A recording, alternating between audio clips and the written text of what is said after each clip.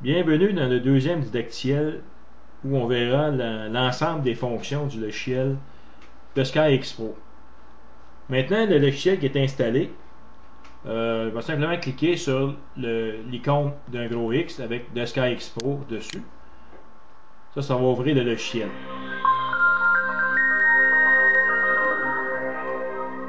Bon, au départ, afin d'expliquer toutes les fonctions, ce qu'on va faire ici, vous n'avez probablement pas la même fenêtre que moi.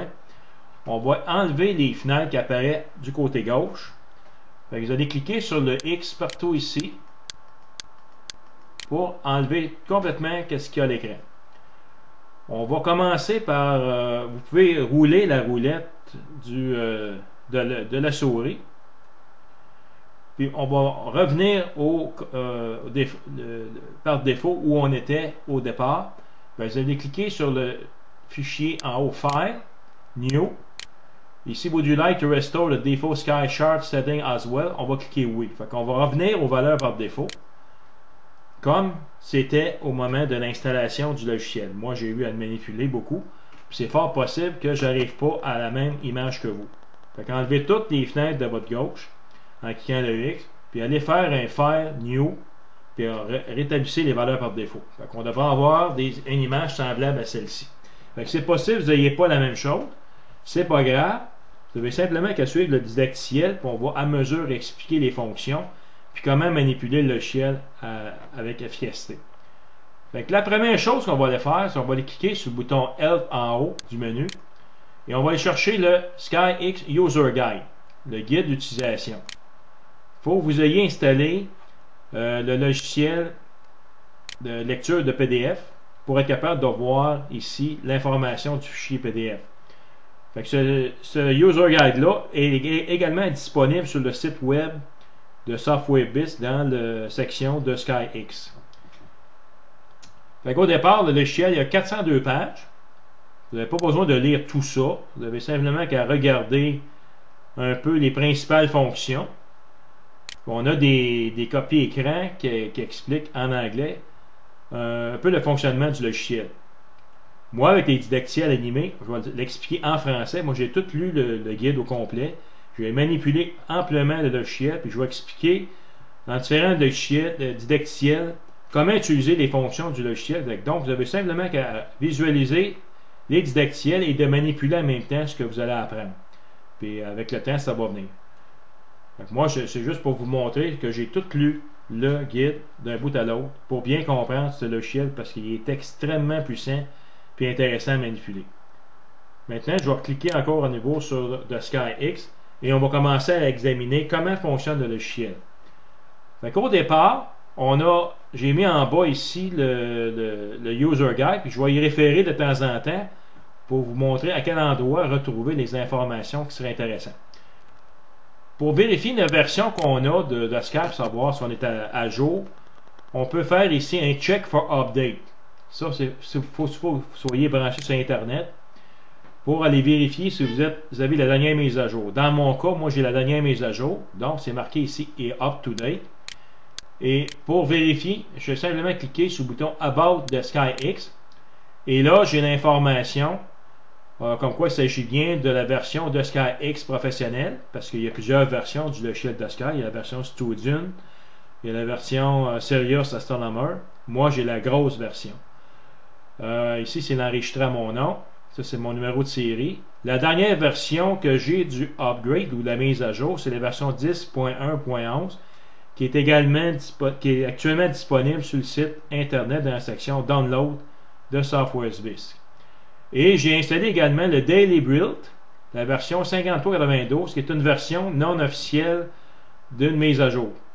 J'ai également fait le test avec le test de compatibilité pour vérifier si j'ai la bonne version d'OpenGL, version supérieure à 1.5, pour être capable d'utiliser les fonctions 3D du logiciel de Skype. Et j'ai la version 3.0, donc je suis amplement au-delà du minimum requis. Maintenant, la première chose à faire, une fois qu'on a sélectionné où on trouve l'aide, on a également ici l'aide en ligne qu'on peut utiliser. Si on clique sur le bouton Content et la petite flèche qui est ici, on ouvre les principales fenêtres ici. Exemple, si on veut aller voir le Telescope Control, on sélectionne le Telescope Control ici, on clique le petit triangle qui est à gauche. Et là, vous avez différentes fonctions. Vous pouvez vérifier comment activer, comme exemple ici. C'est la vision de nuit. Si je veux voir ici les driver information concernant les différents modèles de télescope. Le contrôle de télescope ici. Je vais simplement cliquer dessus et je vais lire l'information ici. Puis vous avez également des liens que vous pouvez cliquer dessus. Et ça fait en gros référence au guide d'utilisation. Vous avez également un index où vous pouvez trouver ici de l'information. Encore là, il suffit de les sélectionner, qu'est-ce qui est dans ça. Par exemple, l'astéroïde. Et on vous explique en détail comment utiliser le logiciel. Vous avez également des bookmarks. Ça, c'est le fun parce que si vous avez, exemple, trouvé un lien intéressant, comme exemple, celui-là est intéressant, je vais aller cliquer sur Bookmark et je vais cliquer sur Add ici. Et là, je vais cliquer OK. Et là, maintenant, je vais sélectionner ici le sujet qui m'intéresse. Je peux aller sélectionner d'autres. Par exemple, photo de Dave Sky. Mettons, comment placer les photos. Ça, c'est toute la section qui parle ou comment placer les photos. Ça m'intéresse. Je vais faire un bookmark. Je vais cliquer sur le bouton Add en dessous. Je vais cliquer ici sur... il y a trop moyen de placer les bookmarks à l'endroit où on veut aussi. Je vais juste revenir ici. Donc, je vais cliquer OK. Et là, maintenant, j'ai la section Placer photos qui est ici. Au lieu de tout me lire le contenu, mais je vais aller les sections qui m'intéressent. Je vais en faire un bookmark. Après ça, tout ce que j'ai à faire, c'est cliquer dessus et j'arrive directement dans la section qui m'intéresse. Ça, je vous recommande d'utiliser ça. Puis également le bouton Search ici, qui est intéressant. Fait que, exemple, si je mets Image, juste Image, et je vais cliquer le bouton Search à droite, là, lui, il va me faire toutes ces références aux images ici, de SkyX, par exemple. Créer une mosaïque, une liste d'observations, Chart Elements. Bon, il y a tout plein d'informations qu'il va retrouver, lui, une caméra, où on parle des images. Donc ça, c'est intéressant aussi. Fait que vous avez quand même un aide qui est très convivial, qui fait toujours référence à l'user guide, que je vous recommande d'ailleurs de prendre le temps de lire, parce que ça va vous donner plein de fonctions intéressantes en détail. Puis avec les didacticiels, ça va encore plus vous aider. Une des choses importantes à faire, une des premières configurations, lorsqu'on ouvre le logiciel de Sky pour la première fois, c'est de entrer nos coordonnées géographiques de notre site d'observation où on va faire nos travaux. Fait que vous allez cliquer ici sur l'onglet Input, en haut dans le menu. La première information, on a Location, ou la touche rapide CTRL plus L. Fait qu'on clique sur ça. Là, vous avez une fenêtre qui s'ouvre, la fenêtre qui s'appelle Location. Moi, j'ai déjà configuré mon site d'observation qui est de Val-des-Bois, où je demeure. Mais je vais le refaire au complet pour vous montrer comment procéder. Fait qu'on a des onglets. Vous allez cliquer sur l'onglet List of Locations. Et on a dans la fenêtre List of Locations, on a différentes bases de données d'entrée déjà dans le logiciel. Par exemple, à l'international, on a plein de villes à travers le monde qui sont entrées. Pour l'ouvrir, on clique le petit triangle qui est à gauche de l'information où on regarde. Par exemple, ici, Germanie, c'est l'Allemagne. Si je clique sur le petit triangle, ça va ouvrir toutes les villes qui sont déjà entrées en Allemagne. On a également des observatoires ici. On a Cerro Tololo au Chili. On a David Dunlap en Ontario. Dans notre cas, pour être sûr d'éviter les erreurs, des fois, il suffit d'un signe puis notre localisation est incorrecte. Fait que le truc, c'est de localiser la ville importante la plus proche de votre site d'observation. Dans mon cas, moi, je demeure à Val-des-Bois, qui est dans l'Outaouais québécois, environ 100 km au nord-est de la ville Ottawa, qui est la capitale nationale. Fait que dans mon cas, ici, je vais aller cliquer sur International. Je vais aller ouvrir le petit triangle à gauche et je vais aller sélectionner Ottawa ici. Je descends la liste pour pas aller trop loin. Ici, Ottawa, elle est ici. Je clique dessus. Et même je double-clique et vous voyez en haut My Location, ce sont les coordonnées géographiques de la ville d'Ottawa qui apparaissent. Maintenant, je vais aller cliquer l'onglet Custom. Si je clique sur cet onglet-là, là, toutes les coordonnées d'Ottawa apparaissent ici. Ce que j'ai à faire, moi, c'est qu'avec un GPS, j'ai localisé exactement l'endroit de mon observatoire. Fait que moi, présentement, mes coordonnées sont 75 degrés, 36 minutes, 50 secondes de longitude, 45 degrés, 53 minutes, 44,5 degrés de latitude. Puis je suis situé à l'ouest du méridien de Greenwich. Fait que je vais rentrer mes données. Fait que je vais sélectionner Ottawa, je vais remplacer par Val-des-Bois. J'ai inscrit le clavier Val-des-Bois. Je peux rajouter au bout Québec pour identifier la province, parce que nous autres on demeure dans les provinces. Et Canada à côté. Je vais juste mettre une virgule ici. Avec un espace. Bon, maintenant la latitude. On est au nord de l'équateur. C'est 45 degrés, 53 minutes, 44,5. Je sélectionne de 25 ici. 45 degrés, 53. Je remplace ça par 53. Il faut faire attention ici de ne pas faire d'erreur dans nos entrées. 45 degrés, 53 minutes, 44 ici. Moins 5. Bon, okay, ça c'est correct. Ma longitude, c'est 75 degrés, 36 minutes. Fait que je remplace le 42 d'Ottawa par 36 pour Val-des-Bois. 36 minutes ici. Et 50 secondes. Fait que je vais simplement remplacer ici le 0. Premier 0 par 50. 50 ici. Et là, je vérifie si c'est bien entré, parce qu'il faut faire attention. Des fois, on peut faire des erreurs. 45, 53, 44,5, 75, 36, 50. Ça, c'est beau. Moi, mon time zone, je suis 5 heures à l'ouest du méridien de Greenwich. Donc, j'enlève 5 heures par rapport à Greenwich. Mon élévation, selon mon GPS, c'est 186 mètres. J'ajoute 186 ici. Le Daily Saving Option, DSO. Cette information-là, c'est quand est-ce qu'on change pour l'heure avancée. Ici, on est sur le fuseau US et Canada. Si vous êtes ailleurs dans le monde, vous pouvez changer ici lequel fuseau que vous êtes. Vu que je suis dans l'est du Canada, moi c'est celui-là que je choisis. Et pour savoir quand est-ce qu'on change les heures, ça on va le voir plus tard dans le didacticiel. On a un annexe, un appendice à la fin du guide d'utilisation qui explique quand est-ce les dates qu'on change. Bon, maintenant que ça c'est entré, ce que j'ai à faire, moi, c'est que je vais cliquer ici sur Add to Location Database. Fait que je vais entrer ma nouvelle coordonnée ici, géographique, dans la database, qui est la database custom. Je clique ici. Puis pour être sûr qu'elle est entrée, ce que je vais faire, je vais retourner à ma liste de localisation ici.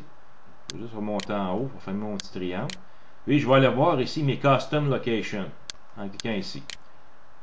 Fait que ça ici, c'est les entrées que j'ai présentement dans mes localisations personnelles.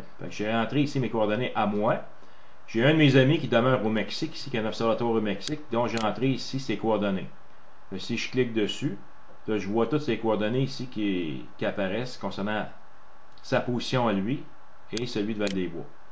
Ce qui est intéressant aussi, si je retourne dans l'onglet Custom, il y a possibilité d'aller chercher vos coordonnées de différentes manières. Ceux qui demeurent aux États-Unis seulement, parce que c'est marqué ici United States Zip Code Only, fait qu'ils rendent eux autres le code postal, puis ça va donner la localisation géographique.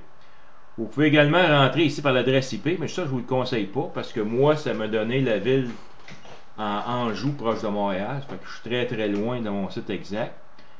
Il y a également ici, ce qui est intéressant, c'est Google Maps. Si vous cliquez ici, vous êtes actuellement branché sur Internet. À ce moment-là, vous avez possibilité d'y aller par Google Earth, Google Maps. Et exemple, mettons, supposons que je voudrais trouver ma localisation. Je fais exprès de me déplacer. Je vais rentrer ici comme information ma ville à moi. Je vais marquer Val-des-Bois. On va marquer Québec, QC pour Québec, puis on va marquer Canada. Ça va vous amener en gros à la ville où vous demeurez. Puis après ça, il s'agit de déplacer le curseur. Voici, ça c'est ma ville de Val-des-Bois, dans l'Outaouais. Moi, je demeure au sud ici. Je vais simplement augmenter la précision ici pour voir exactement ma maison. Je localise ici ma maison. Fait que je mets au maximum de grossissement en tournant ma roulette de mon curseur. Et là, si je voulais trouver exactement ma localisation, fait que vous voyez ici le petit point blanc au centre, c'est mon observatoire. Moi, c'est ma maison ici, je reconnais très bien mon entrée, le chemin Guénette qui est ici. Fait que ce que je fais, c'est que je pointe mon observatoire, bouton droit de la souris, et je vais cliquer sur Center Map Here.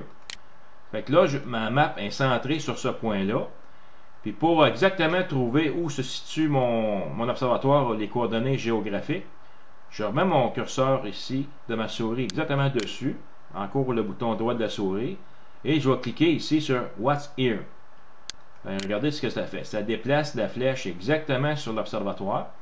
Et là, si je mets mon curseur dessus, j'obtiens ma position, latitude, longitude, en décimale. Et on voit ici qu'elle apparaît en haut ici, à l'écran. Ça, c'est intéressant parce que ça vous permet de noter ces données-là et d'entrer ces données-là directement ici dans les latitudes, longitudes. Vous pouvez également l'entrer en décimale. Moi ici, je l'ai rentré ici en degrés, minutes, secondes. Mais exemple, si je veux le rentrer en décimale, je vais simplement garder le nord et le ouest ici, puis je vais rentrer ma latitude ici. Puis je vais juste, pour différencier, je vais renommer ici Val-des-Bois pour VDB. Je vais marquer VDB Val-des-Bois. Bon, puis là, je vais rentrer mes coordonnées à la mitaine en décimale. Fait que moi, décimale, c'est la latitude, c'est 45, c'est 895,73. Et dans l'autre, la longitude, je sélectionne les données qui sont là. Je vais juste enlever le 0. Et ça donne 75 degrés. Il faut faire attention pour ne pas mettre de signe. Moins, parce que ça va donner une mauvaise direction. 89. Fait que ça, c'est les coordonnées que ça me donne sur Google Earth. Je vais regarder le restant. Je vais cliquer ici sur Add Database. Et là, je vais cliquer sur Google Maps ici. Fait que lui, il va aller voir les coordonnées qui sont entrées ici, puis il va me situer exactement sur la Terre où je suis. Je clique sur Google Maps. Et là, voilà, il m'indique exactement où je demeure ici à Val-des-Bois sur Google Earth. Il a mis la flèche ici. En réalité, je l'avais pointé sur mon observatoire. Fait que moi, je vous conseille plutôt d'utiliser un GPS précis pour rentrer vos coordonnées, parce qu'avec Google Earth, vous avez quand même une petite différence. C'est pas tellement énorme, ça nuira pas à vos observations du tout. Sauf que, c'est toujours mieux d'avoir un vrai GPS, d'être situé à côté de votre observatoire, prendre vos données, peut-être même faire une moyenne pour être sûr, parce qu'on a toujours une petite marge d'erreur avec un GPS. Je vais vous donner un autre exemple. Je vais vous montrer où demeure mon ami astronome au Mexique. Je vais cliquer ici sur le X, je vais revenir à Location, dans la liste de localisation. Lui, il demeure ici à Querétaro, ça c'est au centre du Mexique. Si je clique dessus, ici, double-clic, là j'ai rentré les coordonnées de son observatoire à lui. Là, je vais revenir à Custom ici, fait qu'on voit toutes ces coordonnées sont ici. Et si je clique sur Google Maps, ça va me montrer exactement où lui se situe selon les coordonnées que j'ai. Ici, on arrive à cet endroit-là, mais en réalité, il lui reste autour ici. C'est parce que ça dépend de la coordonnée qu'il m'a fournie. C'est pas une coordonnée exacte. C'est intéressant aussi en cliquant sur ici, Earth Map. Je vais juste enlever avant une de mes coordonnées parce que ça va apparaître à la même place. Le Val-des-Bois ici que j'ai fait, je vais simplement le sélectionner. Je vais cliquer le bouton Remove ici. Et là, je vais l'enlever. Et dans mes locations, j'ai seulement deux endroits. J'ai celui de mon ami astronome au Mexique et j'ai ma localisation exacte ici. Là, ici, Val-des-Bois, je l'ai sélectionné comme étant mon site courant. Maintenant, ici, si je vais cliquer sur Earth Map, ça me donne exactement toutes les données qui sont ici dans la liste de localisation. Exemple ici, international, toutes les villes qui sont ici, y apparaissent sur la carte qui est ici. On peut facilement déplacer les curseurs ici pour localiser une map. On peut jouer avec le zoom ici pour aller chercher un endroit particulier. Puis plus qu'on approche, mais plus on voit les villes apparaître. Fait que moi, on va localiser Val-des-Bois. On voit ici, là je suis au zoom au maximum. Et ici, j'ai Show City, c'est coché. Fait que si on décoche, les noms disparaissent. On a ici les frontières. C'est les frontières avec les États-Unis. Ici, on est au sud. On est proche de l'Ontario. Et on voit Ottawa, la ville la plus proche. On a Montréal, ici on a Québec. Ça, c'est les villes qui sont entrées dans la base de données de Dosky. Et moi, j'ai ajouté dans mes custom locations Val-des-Bois ici. Et ici, je veux voir à quelle place qui est mon ami dans le sud, à Cuarentero, au Mexique. Je vais simplement aller voir. Lui, son observatoire, c'est juste le grossir. On le voit ici. Fait que lui, il est situé ici. Observatoire Punta del Cielo. Exactement le point qui est ici. Si je clique dessus. Mais c'est l'endroit que lui, il est situé dans le monde. Son observatoire. Et moi, je suis complètement au nord, ici, au sud-ouest du Québec. Ça, c'est mon observatoire. C'est très intéressant d'entrer des localisations des observatoires de nos amis dans le monde. Et d'aller voir aussi. Et ça, ici, là, on voit le soleil actuellement qui est situé au-dessus du Brésil. Parce qu'actuellement, il est 10h20, heure normale de l'Est, le 26 février 2012. Fait que ça montre aussi exactement le ciel. On est en plein jour ici au Québec. Puis il y a un endroit ici où on voit ombragé, c'est la nuit. Puis ici, on est entre les deux. On est soit au crépuscule ou à l'aurore, tout dépend. Comme ici, les gens c'est la nuit qui commence. Puis ici, mais ces gens-là, c'est la journée qui va commencer. Fait que ça vous donne une bonne idée comment localiser vos sites. Maintenant, on va configurer la date et l'heure. Je vais cliquer sur Input. Dans le deuxième qui suit, c'est Date and Time. Je clique sur ça. Là, il apparaît une fenêtre ici à mon extrême gauche. Cette fenêtre-là, elle peut être déplacée où on veut dans la fenêtre de Dosky. Puis si je veux l'enlever, je fais simplement cliquer sur le petit X. Puis si je veux la remettre, je vais cliquer sur Input, Date and Time. Puis vous allez voir ici bien tantôt que Date and Time, on peut la retrouver également dans le menu Display. Fait que quel que soit l'endroit où on va cliquer pour changer les paramètres, on a le choix d'y aller soit dans le menu Input, Date and Time ici, ou on peut y aller dans le menu Display. Ça, c'est tout ce qui apparaît à l'écran. Et on va sélectionner ici Date and Time. Et encore là, on va voir notre fenêtre apparaître. Ce qu'on voit dans la fenêtre Date and Time, on a ici l'heure. On a la date qui correspond le samedi, c'est la journée qui correspond à la date qui est ici. Fait qu'on a également un calendrier. Il y a toujours possibilité de configurer ici le format de la date à notre guise. Fait que pour le faire, je fais simplement mettre mon curseur dans la fenêtre ici. Je fais un double clic dessus. Automatiquement, il va ouvrir la fenêtre préférence qui est ici. Et on va automatiquement sélectionner Date and Time Control. D'ailleurs, la fenêtre préférence, on la retrouve également dans le menu Tool ici à la toute fin, où on peut l'ouvrir aussi par une touche rapide, CTRL plus avec le petit signe virgule. Je peux avoir la même chose ici, sauf qu'à ce moment-là, il faut sélectionner celle qu'on veut. Alors que si je vais directement dans la fenêtre ici, je double-clique dessus, j'ouvre la fenêtre au bon endroit immédiatement et ça me permet de configurer. Fait qu'on voit ici comment est codé les formats de date et heure. La petite flèche qui est ici, je peux également aller chercher d'autres formats qui apparaissent là.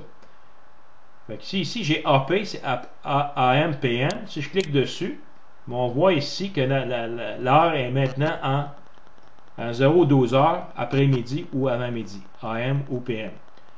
Si j'en choisis un autre, exemple, si je choisis le premier en haut, on voit ici qu'on est en 0-24h, mais on a ajouté la date, la journée, samedi, Saturday, qui correspond à la date du 25 février. Si on clique en un autre ici, on a un autre format qui apparaît.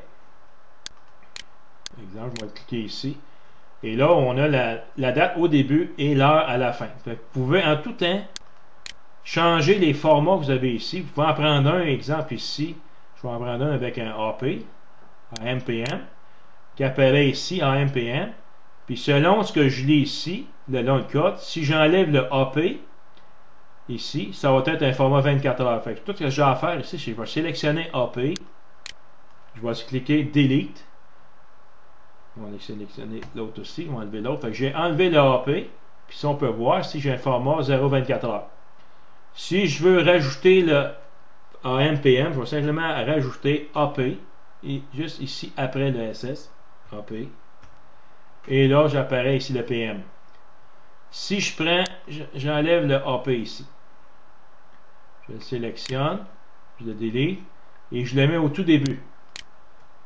AP, ici, je laisse un espace. Mais là, mon PM, il apparaît au tout début. C'est ça qui est intéressant, c'est qu'on peut paramétrer les formats ici de date et l'heure selon nos besoins, nos intérêts. Fait que moi, je vais garder quand même celui-là, ici, parce que j'aime ça avoir la date 0,24 heures, l'heure à 0,24 heures, la journée qui correspond à la date ici. Fait que ça, on a ça dans le menu préférences en sélectionnant date et heure et date and time control.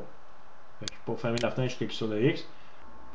Vous pouvez également tout le temps changer chacun des incréments ici de l'heure, la date, l'année. Il suffit que, exemple, je vais changer l'heure ici, je sélectionne l'heure ici, puis avec la roulette, la souris, je peux avancer les heures ici à ma volonté. Comme ici, j'ai 14h, 13h. Je peux faire la même chose avec les minutes ici. Je sélectionne et là, je peux les changer en roulant ma roulette ou je peux marquer, exemple ici, 12. Je peux le marquer à la main. Même chose ici pour le temps. Ça, je pourrais changer également ici le mois. En roulant, en sélectionnant et en roulant la roulette de la souris, ça permet de changer au lieu d'y aller directement en cliquant sur le calendrier. Même chose pour l'année. On sélectionne et on change les dates. Par exemple, vous avez un astéroïde qui est visible à une date et en heure particulier. Bien, vous sélectionnez chacun des paramètres ici de la date ou de l'heure ou de la journée et à ce moment-là, vous pouvez le changer à la mitaine en sélectionnant le bon incrément. Bon, ce qu'on a ici, on a des boutons un peu comme une vidéo. C'est ce bouton stop. Ça, c'est parce qu'on peut animer le ciel ici en tout temps. On peut voir déplacer une planète ou le ciel et tout ça. Par défaut, on va cliquer ici sur le bouton Computer Clock, qui est le ciel en temps réel qui est actuellement à mon site de location. Fait que si je regarde dehors, au moment où je vous parle, là je regarde ici, j'ai la constellation du Grand Chien. Ça, ici, vous avez la constellation d'Orion qui est à la droite. Pour vous aider à voir les lignes, il y a un bouton ici qui permet de voir les lignes. Et si je clique dessus, mais toutes les lignes des constellations apparaissent. Et en tout temps, je peux les faire disparaître à ma volonté.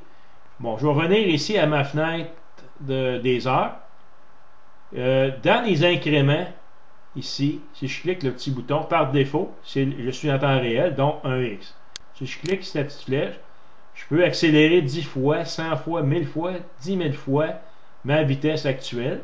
Par exemple, je vais cliquer 10 000 fois. On voit le ciel qui se déplace très très vite et on voit les heures qui changent rapidement et la journée va changer ainsi que la date. En tout temps, je peux arrêter ici en cliquant sur Stop. Je peux venir en arrière, soit en cliquant, ou je peux simplement revenir à mon temps réel en cliquant le bouton qui est ici. Donc là, je suis revenu au temps réel. Je peux également aller chercher d'autres incréments. Je peux y aller à la minute. Exemple ici, si j'augmente ici, mais on va voir que les minutes ici vont changer constamment. Je clique ici. Donc on voit le ciel qui se déplace à chaque minute. Si je veux le faire à toutes les heures, je vais changer un incrément d'une heure. Je clique ici. Avec mon ciel, il change à toutes les heures. Donc là, on est rendu dans le jour. Je vais revenir à l'heure actuelle. Je vais cliquer le premier bouton, Computer Clock, et je suis revenu encore à mon heure. Et également, vous avez d'autres incréments que vous pouvez utiliser ici pour faire avancer le ciel à votre guise. Il y a un bouton Slower ou Faster qui fait un peu la même chose. On voit ici que ça change. Donc celui il est paramétrable selon l'endroit ce que vous allez le mettre. Là, il est 470 fois plus vite. Là, il est 880 fois plus vite. Là, il est 1600 fois plus vite. 670 fois plus vite. Encore là, mais si je le ramène au début, puis je clique le bouton temps réel, je reviens exactement où je suis. En dessous, on a un calendrier. Fait que pour changer les années, on fait simplement cliquer à gauche ou à droite. On voit ici à l'intérieur du calendrier les phases de la Lune. Fait que présentement, on est le 25 qui est en rose ici. Là, on est le 25 février 2012. La pleine lune, c'était le 7, ici. Ensuite, le premier quartier, il est ici. Le 14. Le 21 est ici. On voit évidemment le ciel changer. Et le 29, il est là. Fait qu'à chaque fois qu'on clique dessus, on peut aller voir le ciel au moment des soit de la nouvelle lune, le premier quartier, la pleine lune, etc. On peut changer les dates ici. Fait que je suis au mois de mars, ici au mois d'avril, au mois de mai, octobre. Je peux régler un temps particulier. Exemple, je peux savoir maintenant. C'est comme si je pesais mon bouton ici. À 6h49, le ciel est clair. Et si on revient en arrière, juste pour voir. Évidemment, là, on est dans le jour, il est 7h15. Là, on voit le ciel qui diminue à mesure qu'on s'approche du crépuscule ou de l'aurore. Et là, on est tombé en pleine nuit. Si on voit l'inverse, on touche à l'autre bouton, on est rendu à 3h30. On va voir éventuellement l'aurore, voilà, le crépuscule, et là on est rendu le jour. Ça, on peut changer ça, on peut l'enlever ou l'ajouter, simplement en cliquant ici le bouton display. Fait que si on est le jour ici, puis on décide, on ne veut pas voir le ciel du jour, on va seulement voir le ciel comme si c'était la nuit, mais vous allez simplement les décocher dans le menu display ici, Show Daylight, je clique dessus, et là je vais tomber avec un ciel de nuit. Ça, on va voir ça plus tard dans les menus. Fait que là, présentement, on est en train de regarder la fenêtre Date and Time. Fait qu'en tout temps, vous pouvez changer à votre guise les dates, les années, les heures ici, pour voir un peu les phénomènes qui se passent ou les phénomènes qui vont se passer. Et ici, le bouton Prohibit All Time Change and Force Use Computer Clock. Si je clique sur ça, mais je ne peux pas rien changer. Fait que là, toutes mes fenêtres deviennent impossible, il n'y a rien qui change. Ça, à ce moment-là, on est bloqué, on ne peut pas rien changer. Fait qu'on est en temps réel tout le temps. Fait que ça, c'est intéressant si on fait une observation particulière d'un objet céleste, si on ne veut pas du tout changer nos paramètres. Fait qu'on fait simplement cocher ici la case de protection. On ne peut plus rien changer à notre tableau ici. Si on veut le changer, mais à ce moment-là, il faut le décocher. Supposons que je vais voir à quoi peut ressembler le ciel au lever du soleil. Je vais cliquer sur Sunrise. Fait qu'on voit que Saturne va être à l'ouest. Maintenant, si on veut changer encore à midi, on va cliquer sur Noon. Fait qu'on voit le soleil qui est proche du méridien. En fait, si on clique sur Sud ici, on voit qu'on n'est pas loin du méridien. Ensuite, je peux aller chercher d'autres choses. Lors de la pleine lune du mois. Donc ici, la pleine lune du mois, c'est le 7. On va aller voir, ça va correspondre au 7. Full Moon. Fait qu'on voit, il s'est placé automatiquement sur le 7. Et là, à 16h56, au moment où la lune se lève, ben c'est le ciel que je vais avoir à ce moment-là. Fait qu'il y a toujours possibilité d'aller chercher plein d'informations ici. Quelle serait l'apparence du ciel à ce moment-là. Il y a également ici, dans les incréments, il y a un bouton qu'on appelle Custom. Si je clique dessus, c'est que je peux ajuster en jour sidéral, en 24 heures ici ou en 30 jours. Donc, il y a la possibilité ici de mettre des incréments qu'on veut. Par exemple, si je veux avoir à tant de minutes, à toutes les 5 minutes, je vais cliquer ici le nombre 5. Et exemple en unité, mais je vais marquer bon, à 5 minutes. Puis je vais dire additionner ici. Fait ici, maintenant, j'ai un incrément de 5 minutes. Supposons que je voudrais avoir 23h56 minutes. Fait qu'en décimal, je vais marquer ici 23.93333. Puis je vais mettre l'unité heure ici. Je vais additionner add ici. Fait que tous les paramètres ici, je peux les configurer à ma guise. Fait que je peux faire plein de choses. Et si je décide d'enlever les paramètres, exemple ici 5 minutes, je vais simplement sélectionner, je vais cliquer sur Remove ici. Fait que, si on prend exemple ici 23h56 minutes, je prends ça comme incrément. Ça correspond à une journée sidérale, donc 23h56 minutes, à peu près 4 secondes en décimale. Et là, si je clique sur le bouton ici, je vois seulement que les planètes avancées. On voit la Lune se déplacer et le ciel, lui, demeure exactement au même endroit. C'est comme une journée sidérale à la fois. C'est intéressant de suivre les déplacements des planètes dans le ciel en heure sidérale. Ici, on va faire une petite expérience. On a localisé la planète Mars qui est dans la constellation du Lion. Donc, on peut voir ici la planète Mars. On va la faire, on va utiliser des journées sidérales. Fait que, au lieu de prendre une journée sidérale, on va en configurer 5. Fait que, exemple, ici, je vais prendre 5 journées sidérales, additionner. Fait qu'ici, dans mon incrément, j'ai 5 jours sidérales et je vais avancer le calendrier. Puis on va voir que Mars, à un moment donné, elle va rétrograder. Fait qu'elle va s'en aller ici, puis elle va revenir sur son pas. Puis ça veut dire que c'est une différence de vitesse entre la Terre autour du Soleil et Mars autour du Soleil. Fait, voici ce que ça donne. Fait que voilà la planète Mars. On voit ici qu'elle avance. Tout d'un coup, elle recule. Bon, si on veut enlever le jour comme ça pour voir Mars, ce qu'on fait, on va commencer l'expérience. On va revenir ici. Je vais simplement enlever ici Show Daylight. Fait qu'on va toujours voir la nuit, même si c'est le jour. Fait que regardez encore la planète Mars ici. Je le fais avancer. Il faut que je remette mes incréments. Fait que j'avais dit 5 jours sidéral, je l'ai ici. 5 jours sidéral. Et j'avance. Fait que voilà la planète Mars. Elle s'approche de Régulus et elle revient sur ses pas. On voit également la planète Saturne qui avance. Et elle aussi, elle fait une rétrogradation. À un moment donné, on va les voir passer très proches une de l'autre.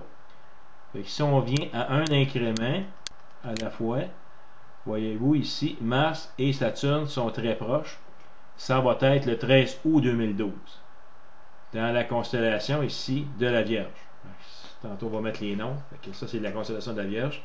Fait qu'on va assister le 13 août 2012, aux environs de 13h53, ça pourrait être visible le soir, à un rapprochement très proche de Spica. Si je clique dessus, ici, on peut mettre le curseur dessus. J'ai Spica, j'ai Saturne, ici, et j'ai Mars. Fait qu'on va avoir un beau rassemblement dans cette époque de l'année. Fait que ça, c'est un exemple qu'on peut faire avec les animations. On va en voir d'autres au cours de l'apprentissage des principales fonctions du logiciel de SkyPro. Dans cette première partie du survol des principales fonctions du logiciel de SkyPro, on a vu comment entrer notre localisation géographique en latitude, longitude et altitude. On a vu également comment configurer la fenêtre des dates et heures. Et on a vu comment utiliser l'animation. Dans les prochaines didacticiels, la suite, la partie 2, on va voir d'autres fonctions du logiciel de SkyXPro. Je vous invite à télécharger la deuxième partie et de voir une autre partie des fonctions.